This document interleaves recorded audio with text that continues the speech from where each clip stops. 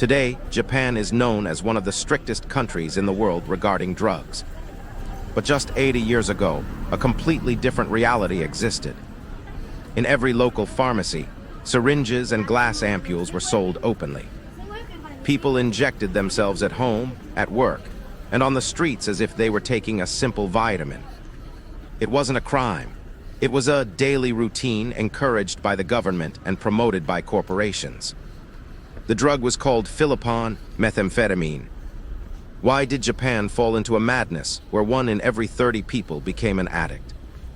And why is this truth often hidden in the shadows of history? Today, we face the negative history of Japan that textbooks rarely mention.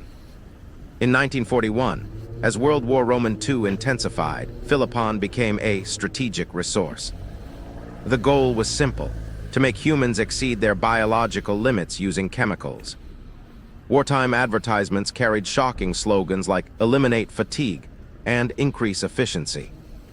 Philopon was distributed to students and young women working in munitions factories. They were given work tablets, fuel to keep them producing weapons for 24 hours straight while enduring starvation and sleep deprivation. To the state, citizens were not individuals with lives. They were merely replaceable parts for victory. The government knew this fire would eventually burn out the minds of the people, yet they didn't stop. We have often passed down the stories of kamikaze pilots as pure-hearted heroes who sacrificed themselves for their country. Their courage and love for their families were undoubtedly real. However, telling only that part of the story is dishonest to history. The fact is, many kamikaze pilots were given something just before their final takeoff. It was stomach-charged liquor, sake mixed with Philopon or direct injections. Imagine the mind of a 20-year-old facing a flight from which he would never return. The fear of death is a natural human instinct. The leadership could not suppress that instinct with spiritual strength or Yamato Damashii alone. So they relied on chemicals. By numbing the fear and creating a false sense of euphoria, the state hacked the minds of these young men. Death should be a solemn, human moment. But the state used drugs to mechanically shut down their fear. To call this purely a beautiful story ignores the cruel reality that they were forced into a situation where drugs were necessary to face the end.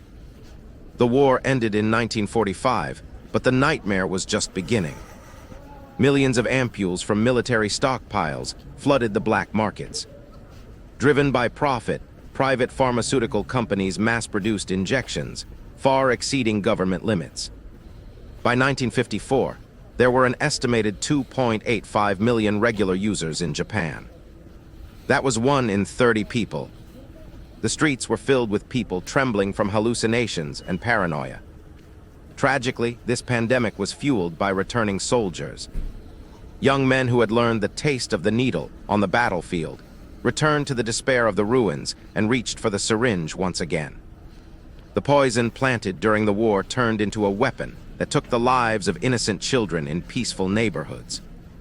In 1951, the stimulant control law was finally enacted. Over 600 police officers raided major distribution hubs in military-style operations to forcibly suppress this madness. The safe, drug-free Japan we live in today was built upon these horrific sacrifices and the terror of a nation almost destroying itself. History is not just about the light, it is about the shadows. Facing the reality of drug control and the devaluation of life behind the heroic tales of the past is the only way to truly honor those who were used and discarded by that era. What do you feel when you hear this hidden history?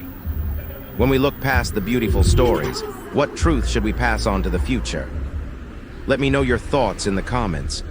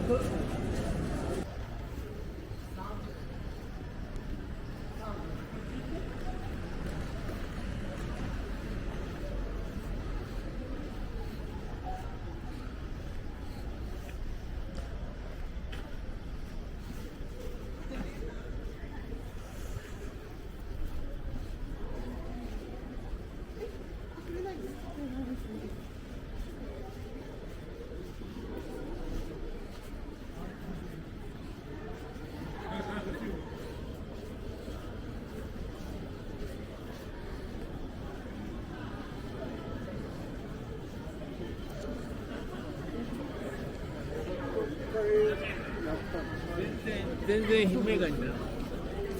国が欲しい。